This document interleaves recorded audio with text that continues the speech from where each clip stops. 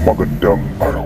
Sa video natin ito, tatalakayin natin kung totoo ba na ang Biblia ay hindi naglalaman ng katotohanan.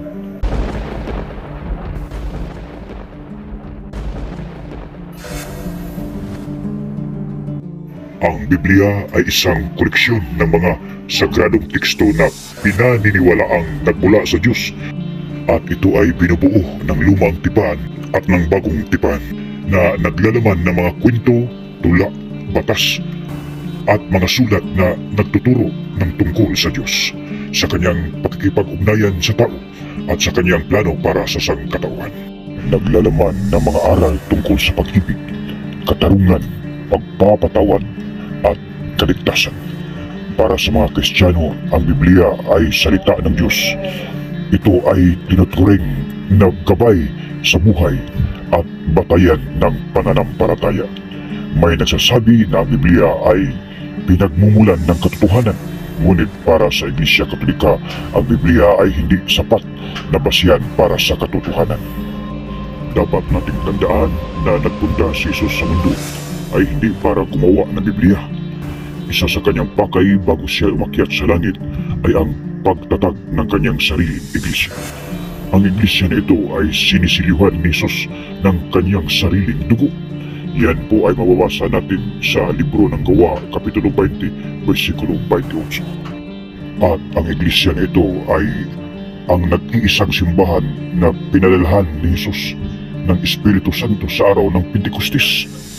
Dito makikita natin kung gaano kamahalaga para kay Jesus ang kanyang itinayo na iglesia. At dahil sa mahal niya ito, dito niya binigay ang nag-iisang susi ng lupa at langit. Ito po ay mababasa natin sa Ebanghelyo ayon kay Mateo, Kapitulo 16, versikulo 19 ng Magandang Balita Biblia. Ito ang sinasabi: ibibigay ko sa iyo ang mga susi ng kaharian ng langit. Ang ipagbawal mo sa lupa ay ipagbabawal sa langit, at ang ipaghintulot mo sa lupa ay ipahihintulot din sa langit. Ibig sabihin, ang iglesia nito ay binigyan niya ng kapangyarihan upang magiging basihan ng ating kaligtasan. Kaya ganun na lang ang galit ng Panginoong Hesus kapag ang simbahan na ito ay inalipusta ng mga kaaway. Mababasa natin sa Ebanghelyo ayon kay Juan, Kapitulo 15, versikulo 18. Sinabi ni Hesus, kung napupuot sa inyo ang mga taong makamundo, alalahanin ninyo na ako ang una nilang kinapuutan. At napakaliwanag na sinasabi ni Hesus kung ano ang kahalagaan ng iglesia na ito, dahil sa Ebanghelyo ayon kay Lucas, Kapitulo 10, versikulo 16, ganito ang mababasa natin. Sinabi ni Jesus sa kanyang mga alagad, ang makikinig sa inyo ay sa akin nakikinig. Ang nagtatakwil sa inyo ay sa akin nagtatakwil. At ang nagtatakwil sa akin ay nagtatakwil din sa aking Ama na nagpadala sa akin. Alam natin na sa Ebanghelyo ayon kay San Juan, Kapitulo 14, versikulo 6, sinabi ni Jesus na ako ang daan, ang katotohanan at ang buhay. Walang makakapunta sa aking Ama kundi sa pamamagitan ko. Pero hindi natin pwedeng suwayin ang Panginoon na habang nasa langit siya ay ang katotohanan na yun ay ipinagkatiwala niya sa kanyang iglesia na kanyang itinatag. Kaya dahil dito, sinabi ni Apostol Pablo sa kanyang unang sulat kay Timoteo, Kapitulo 3, versikulo 15. Ito ang mababasa natin.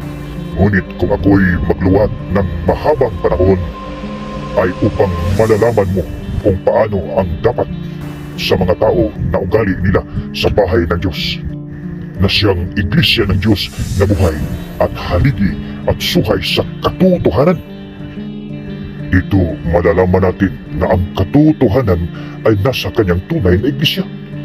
Kaya hindi natin pwedeng sabihin na ang Biblia ay ang nagdadala ng katotohanan, kundi ang kanyang iglesia, dahil sa Ebanghelyo ayon kay Juan, Kapitulo 21, versikulo 25, hindi naman nakasulat sa Biblia ang lahat, na pangyayari sa buhay ni Jesus at sa kanyang mga apostol. Kaya ang tanging saksi sa lahat ng ginawa ni Jesus ay walang iba kung hindi ang simbahan na kanyang itinatag. Ngunit napakalungkot malaman na maraming umiiwas sa katotohanan na ito sa dahilan na gusto lamang nila na magtayo ng kanilang sariling iglesia upang pagkakitaan. At mainam na hanapin natin ang iglesia na yan dahil malaki ang posibilidad na makatulong para sa ating kaligtasan. Maraming salamat po sa inyong pakikinig. Hanggang sa susunod nating video.